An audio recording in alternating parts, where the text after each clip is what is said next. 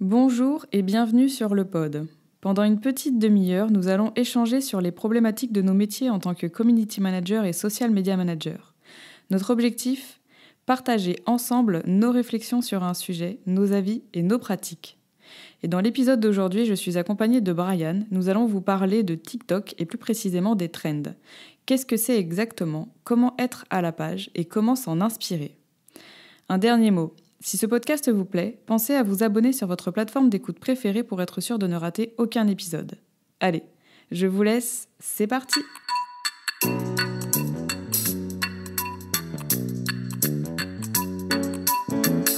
Bonjour à toutes et à tous et bienvenue sur le pod. Nous sommes ravis de vous retrouver pour le 3e épisode de 2023. Et aujourd'hui, je suis avec Brian, que vous connaissez déjà si vous avez l'habitude de nous écouter.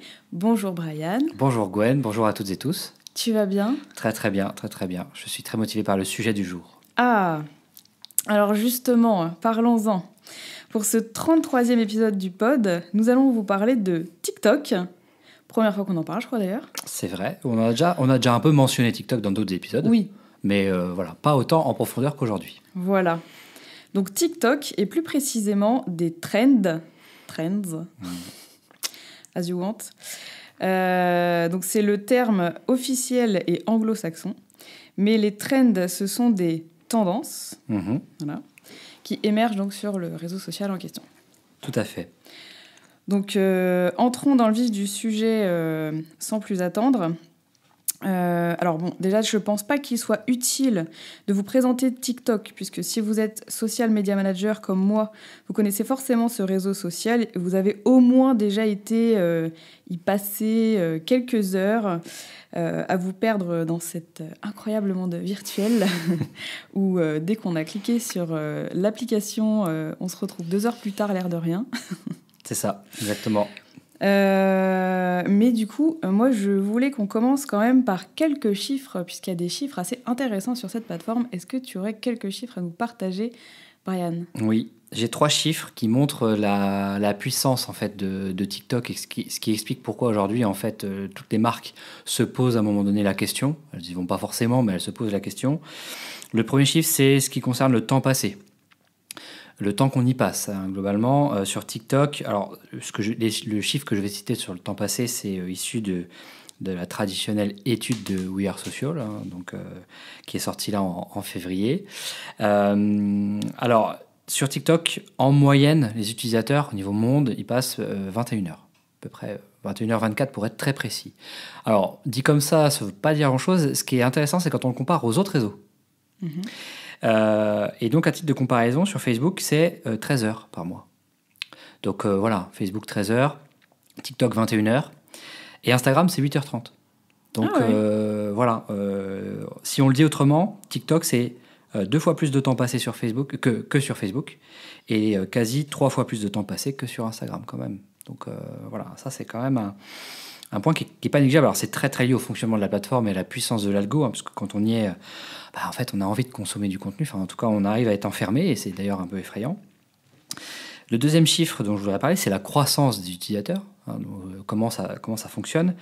Et en fait, fin 2018, on était à peu près 271 millions d'utilisateurs sur TikTok, et en fin 2022, on était à 1719 millions, hein, donc 1,7 milliard. Ça veut dire quoi ? Ça veut dire que le réseau, TikTok, en 4 ans a multiplié par 6 son audience. Voilà, à titre de comparaison, ça a pris, pour Facebook, ça a pris 14 ans. Donc voilà, ce que TikTok a fait en 4 ans, il en a fallu 14 pour Facebook. Donc, alors certes, on est encore loin du nombre d'utilisateurs de Facebook, hein, sur Facebook, il y a 2,6 milliards. TikTok, c'est 1,7 milliard, mais tout de même, à ce rythme-là, si on regarde la croissance, à ce rythme-là, en fait, TikTok, d'ici 2026, sera devant Facebook. C'est exactement ce que j'allais te demander, si tu avais fait ce calcul. Et oui, bien sûr. Génial. Donc voilà, en termes de croissance aussi, c'est quand même fulgurant. Au-delà du temps passé, parce que souvent, on a des plateformes, des fois, qui ont une croissance très rapide, mais finalement, les utilisateurs n'utilisent pas les plateformes, ou peu. Là, il y a une croissance du nombre, mais il y a aussi une croissance de la qualité, si je puis dire. Et le troisième chiffre, c'est concernant l'utilisation. Il y a un usage qui est en train d'émerger sur TikTok. C'est que TikTok se positionne auprès de la jeune génération, ce qu'on appelle classiquement la génération Z. Alors on ne va pas revenir sur le détail, mais la génération Z va utiliser beaucoup TikTok pour aussi rechercher de l'information. Alors, il y a une étude qui a été relayée d'ailleurs par le New York Times qui a fait grand bruit, je crois que c'était fin d'année dernière ou début d'année, qui mettait en avant que 40% des utilisateurs de la génération Z préféraient utiliser Instagram et TikTok comme moteur de recherche que Google quand même. Donc c'est pas rien. Donc ça joue aussi un rôle dans l'information des plus jeunes. Et donc TikTok, c'est pas que du divertissement comme ce qu'on peut penser. Quand on est un peu extérieur au truc, on se dit bon, c'est juste pour rigoler et se marrer un peu. C'est de moins en moins vrai. Tout dépend de l'utilisation que tu en as. Voilà, c'est ça. Donc ces 3 chiffres-là me font dire que, effectivement, c'est dur de passer à côté de ces déferlants. On est obligé, à un moment donné, de se poser la question de est-ce qu'il faut qu'on y aille. Voilà. Donc, c'est la raison pour laquelle on va parler de TikTok aujourd'hui. Super. Alors, on parlait des trends tout à l'heure. Est-ce que tu peux nous présenter en quelques mots ce qu'est une trend ? Alors, une trend, c'est un type de contenu qui est à la mode sur le réseau, et uniquement sur le réseau. Alors, bien sûr, parfois, il y a des trends TikTok qui vont avoir une influence sur d'autres réseaux ou même dans les médias, mais c'est un type de contenu qui est à la mode. C'est quoi un type de contenu ? Ça peut être une musique par exemple qui a été remixée ou un extrait musical qui a été remixé. Ça peut être un son, ça peut être un geste aussi, un challenge, un modèle aussi de vidéo à reproduire, etc. Donc c'est pour ça qu'on parle de type de contenu. C'est pas forcément que des musiques. Parfois ça peut être des gestes ou des blagues. Et si la vidéo elle est à la mode, ça veut dire 2 choses. Ça veut dire à la fois qu'elle est très visible. Si vous allez sur TikTok, en général, vous allez y être exposé. Pourquoi ? Parce qu'elle est très reproduite. Voilà, donc elle est à la fois visible et reproduite, ce qui fait qu'elle est virale. C'est pour ça qu'en fait, on parle beaucoup des trends. C'est qu'une trend, c'est ce type de contenu qui est viral, qu'on voit beaucoup à un instant T sur TikTok. Voilà ce que c'est qu'une trend, Gwen. Très bien. Merci beaucoup pour cette explication concise. Et alors, une nouvelle trend, ça sort à peu près tous les combien de temps sur TikTok ? C'est très difficile à dire. Des trends, il y en a qui naissent et qui disparaissent quasiment toutes les semaines. Donc, il n'y a pas vraiment de fréquence qui est identifiée. On ne peut pas dire, c'est tous les jours, toutes les semaines, tous les mois. Il y en a qui vont vivre plus ou moins longtemps. Et surtout, ce qui est important de savoir, c'est que en fait, toutes les trends ne vont pas nous atteindre de la même façon. Parfois, on va avoir des trends qui sont hyper localisés, par exemple sur un territoire ou sur un pays, quand d'autres vont être plutôt cantonnés à des communautés. Donc, une trend, elle n'est pas forcément populaire par nature, elle n'est pas exposée à tout le monde. Et donc, c'est la raison pour laquelle parfois on ne voit pas toujours les mêmes trends en fonction des utilisateurs. On ne va pas toujours être exposé aux mêmes choses. Par contre, on a des trends qui sont très populaires, qui vont donc passer les frontières d'une niche, qui vont vraiment être popularisées, exposées au grand public, au plus grand nombre. Et là, souvent, elles vont durer, alors, en général, 1 à 2 semaines. Je dis bien en général, parce qu'il n'y a pas de logique particulière, mais c'est ce qu'on observe, nous, à l'agence. Ça va durer 1 à 2 semaines. Donc, c'est quand même éphémère, une tendance. Ça, c'est un point qui n'est pas négligeable, c'est éphémère.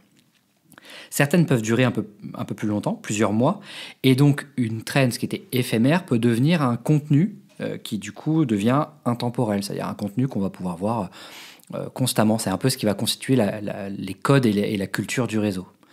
On en a. Moi, je pense à une tendance qui est encore une tendance, mais qui a tendance un peu c'est marrant de dire ça d'ailleurs, qui a vocation un peu à devenir un contenu intemporel, c'est tous les contenus autour de l'ASMR. On en voyait d'abord sur YouTube ou sur d'autres plateformes, mais on a eu des tendances fortes ASMR, et aujourd'hui, on se rend compte que c'est en train de devenir presque un type de contenu à part entière. Donc, une tendance éphémère peut devenir aussi un contenu intemporel. Très bien. Donc finalement, pas vraiment de fréquence. Ça peut être tous les jours, comme des fois, on peut rester une petite semaine sans avoir de nouvelles trends. Oui, c'est vrai. Après, quand même, dans l'observation, on se rend compte que des tendances populaires, il y en a quand même au moins 1 par semaine. Mais bon, ça, on va avoir des semaines plus fournies que d'autres. Et c'est pas trop prévisible aussi. C'est un phénomène qui est difficile à prévoir et à anticiper. Puis il y a un autre phénomène, ce qui est intéressant, c'est que tu as des fois des grosses trends qui vont être détournées dans d'autres trends émergentes. J'ai un exemple, parce que moi, il y en a une qui m'a un peu marqué, c'est la trend Dumb Ways to Die, qui est une en fait, c'est même pas une trend qui est née sur TikTok, c'est une trend qui a été née à l'époque sur Tumblr en 2012-2013, qui était une campagne de pub pour le métro australien. Et en fait, ça avait fait pas mal de buzz à l'époque, hein, donc il y a 10 ans. Elle est arrivée sur TikTok il y a 6 mois à peu près. Et en fait, cette trend, donc elle a généré beaucoup de vidéos, il y a beaucoup d'utilisateurs qui l'ont reprise, etc. Et il y a eu des trends alternatives qui ont émergé à partir de celle-là. C'est-à-dire qu'on a un peu détourné la trend originale. Donc, elle est devenue rapidement Smart Ways to Live. Et elle est aussi devenue That Made Me Cry. Donc, c'est que des trends qui ont tiré leur origine de Dumb Ways to Die, donc juste pour ceux qui ne sont pas à l'aise avec l'anglais, ça veut dire Dumb Ways to Die, ça veut dire des façons stupides de mourir. Donc en plus c'est très humoristique. Voilà, donc, et donc voilà, ça aussi c'est un phénomène qu'on voit aussi beaucoup sur TikTok, mais qu'on voyait déjà auparavant dans le monde de l'internet plus global. Parfois il y a une trend qui peut être détournée et réadaptée sous un autre format. Très bien. Nous mettrons tous ces exemples. Bien sûr. Dans les notes du podcast. Et alors du coup, pour donner 2-3 autres exemples, pour continuer un petit peu à voir ce que sont des trends. Donc tu parlais de l'ASMR tout à l'heure.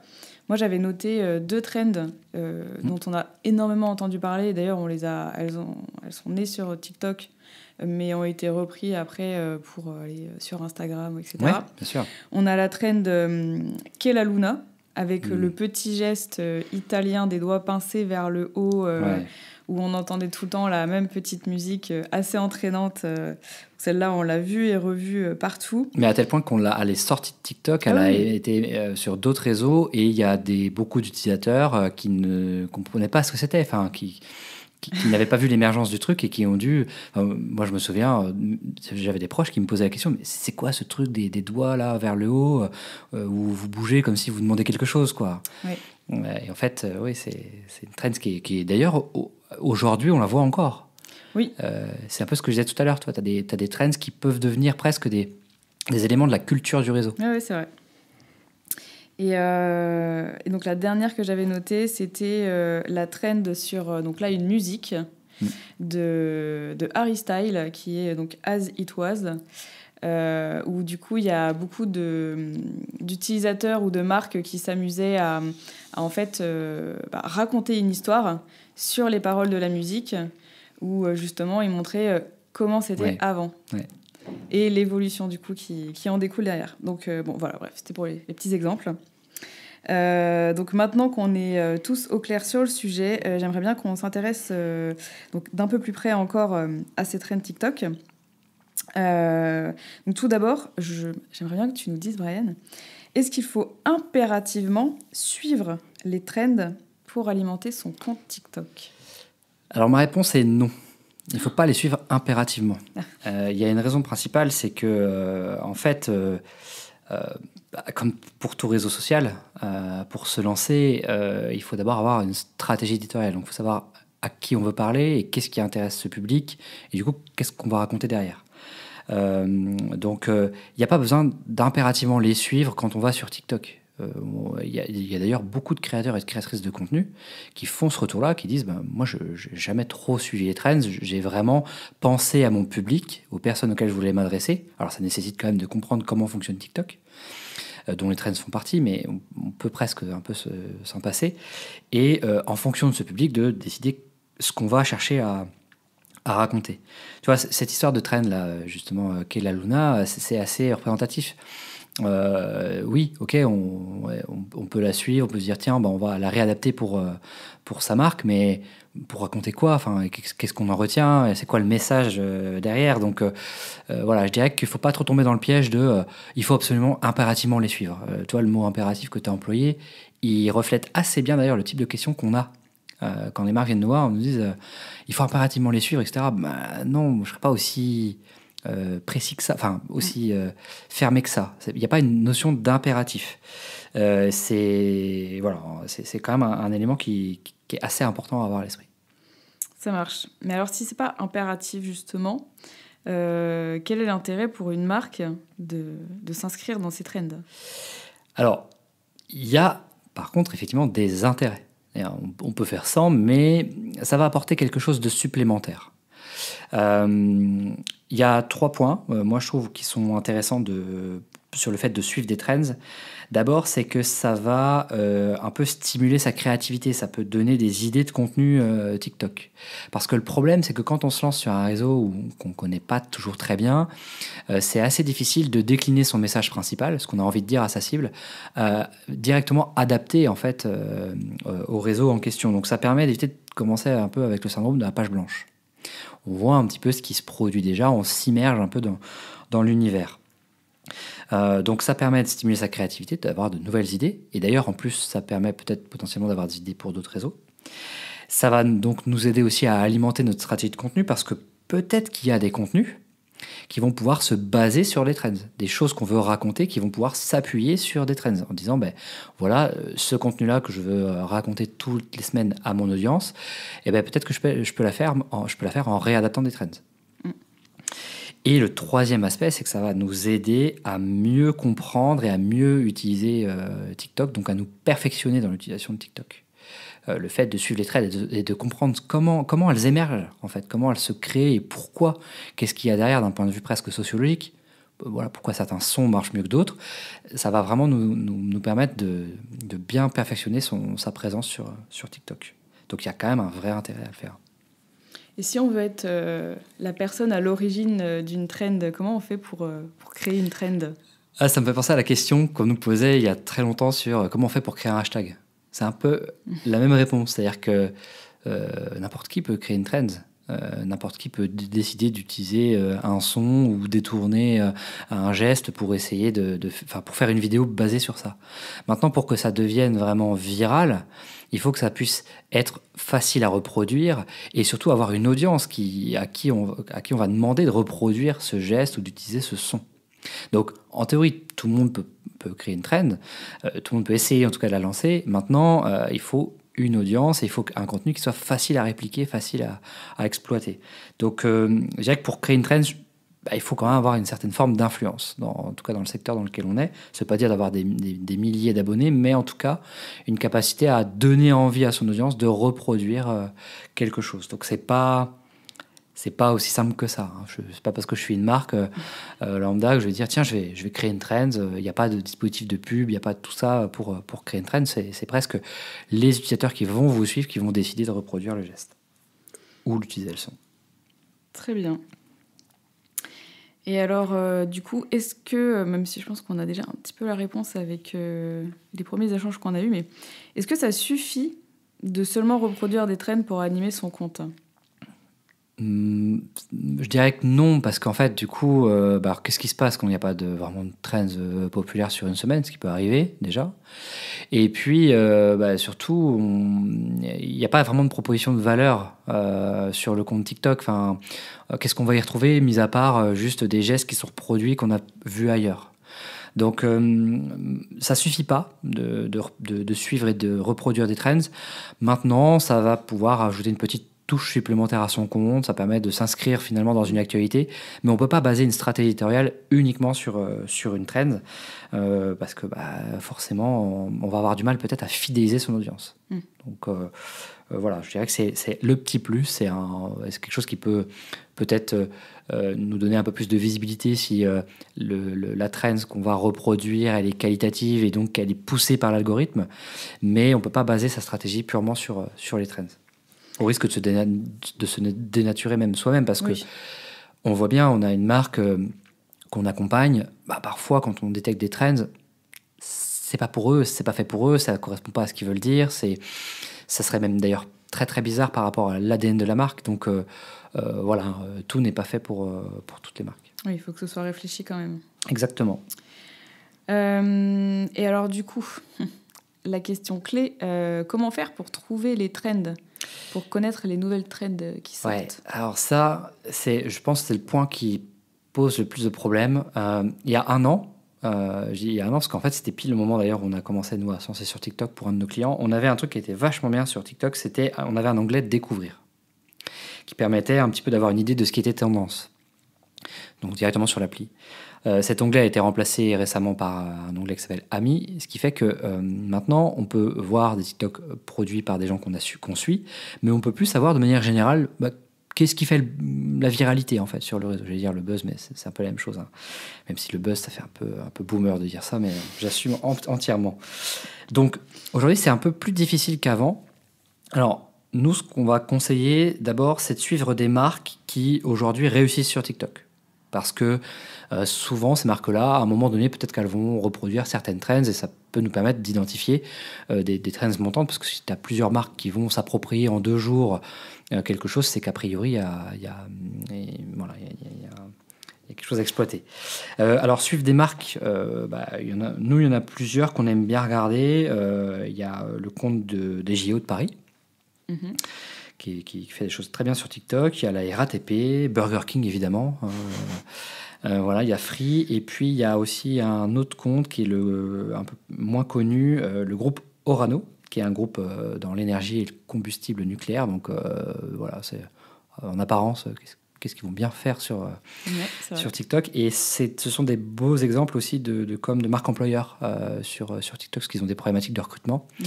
Et voilà, suivre des comptes comme ça qui arrivent à bien percer sur TikTok, ça peut nous donner comme ça une idée de ce qui est à la tendance. Donc ça, c'est le premier point. Le deuxième point, si vous êtes sur TikTok et que vous faites de la publicité, les annonceurs, quand ils font de la publicité, ou les agences, on a accès à un truc qui est vachement bien, c'est le Creative Center. Le Creative Center, c'est un outil qui est mis à disposition des marques où on va avoir une sorte de dashboard qui va nous dire heure par heure, jour par jour, les hashtags qui sont populaires avec leur nombre d'utilisations dans la dernière heure, les sons qui sont populaires, les créateurs et les créatrices populaires, les sujets, etc. Donc ça, c'est hyper bien pour se faire une idée des tendances. Maintenant, pour y avoir accès, il faut faire de la pub. Donc il faut passer à la banque, quoi. Mais je trouve que c'est malin de la part de TikTok d'ailleurs de le réserver aux annonceurs parce que ça les incite aussi à passer par la partie publicitaire. Donc ça, c'est 2 choses qu'on peut faire. Suivre des comptes inspirants, des marques qui réussissent, ou bien utiliser le Creative Center avec les différents outils mis à disposition. Et puis, il y a un autre truc qu'on peut faire. Alors, je le mets à la fin pour une raison, c'est qu'en fait, on n'est pas obligé de passer par là pour suivre les tendances. Hein. Les 2 points précédents montrent bien qu'on a déjà des choses qu'on peut faire. Mais le 3e point, c'est que vous pouvez aussi vous abonner à une newsletter qu'on a lancée, là, il y a quelques jours maintenant, qui s'appelle La Trend. Ça s'invente pas, qui est une newsletter qui va envoyer chaque semaine en fait une liste de 3 à 5 tendances du moment sur TikTok et qui sont populaires notamment en France.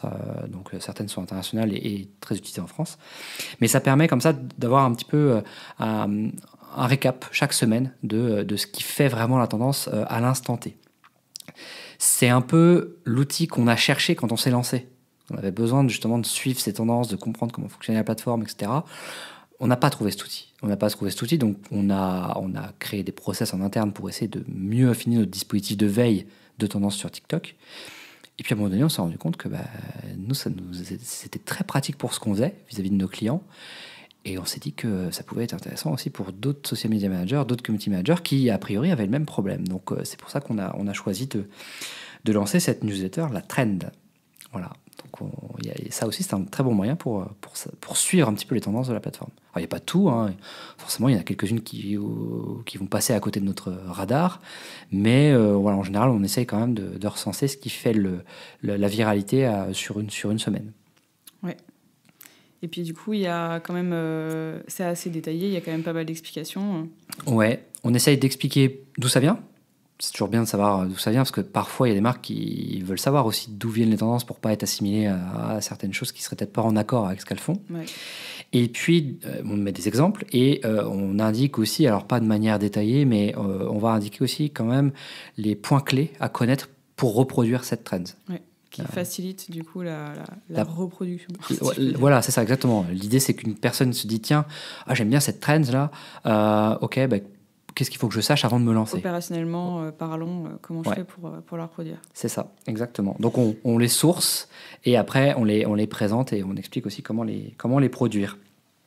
Voilà, l'idée c'est qu'en 10 minutes par semaine, vous savez un petit peu ce qui se passe sur la plateforme et ça peut vous donner des idées aussi dans votre stratégie éditoriale.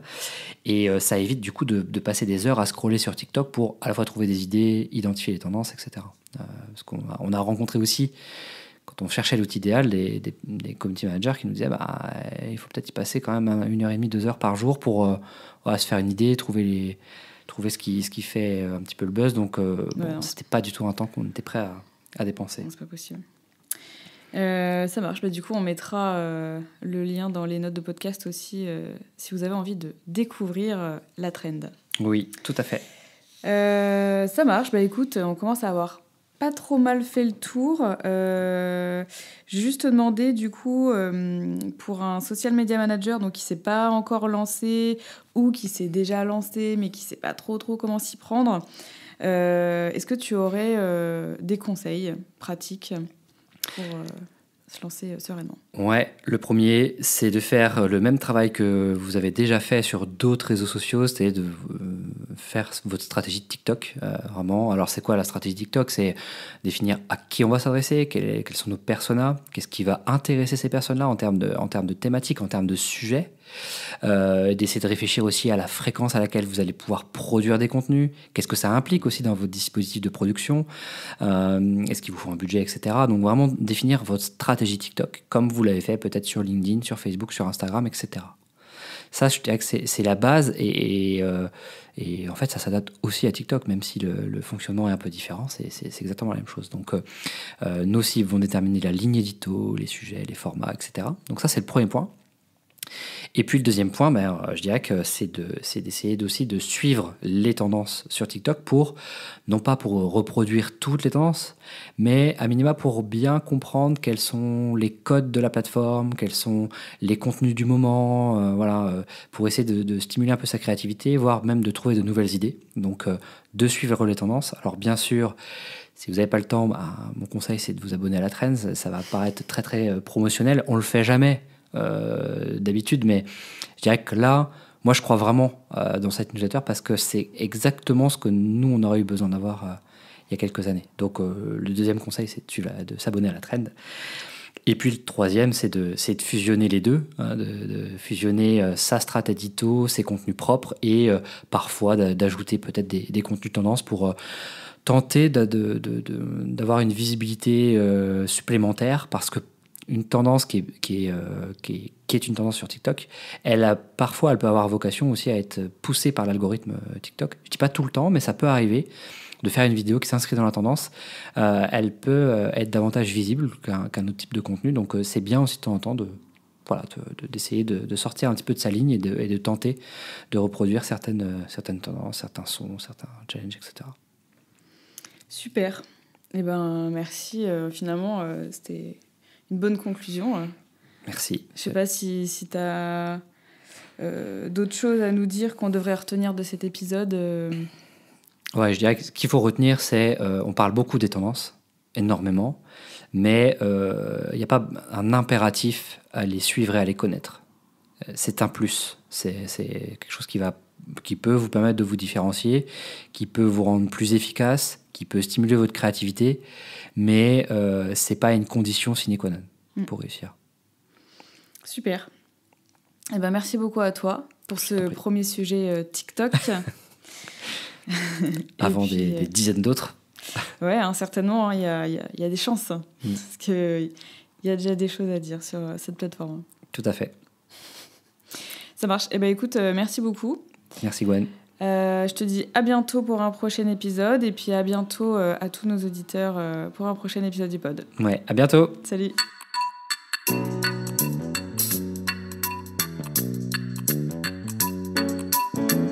Quelques mots avant de se quitter. Tout d'abord, vous pouvez retrouver cet épisode sur le blog de l'agence www.keepitsimple.fr, rubrique podcast, ou sur nos réseaux sociaux. Ensuite, n'hésitez pas à nous suivre sur les réseaux sociaux, LinkedIn, Twitter, Instagram, etc. Nous sommes partout sous le nom Agence Ouest Digital. Et enfin, Pensez à vous abonner sur votre plateforme d'écoute préférée pour être sûr de ne rater aucun épisode du pod.